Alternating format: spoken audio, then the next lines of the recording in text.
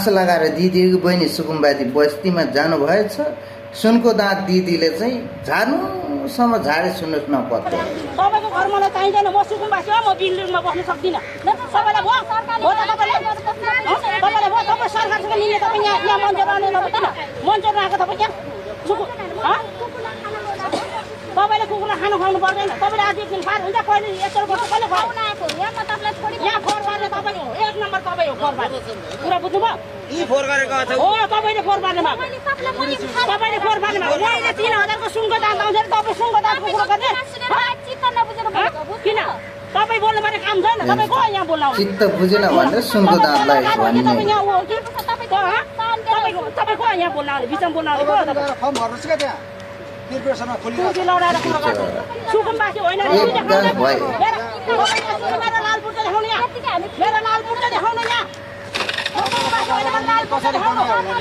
आखिरी भाग्नै पर्यो के गर्नु है खाती नि लाग्छ डरो दिन भयो।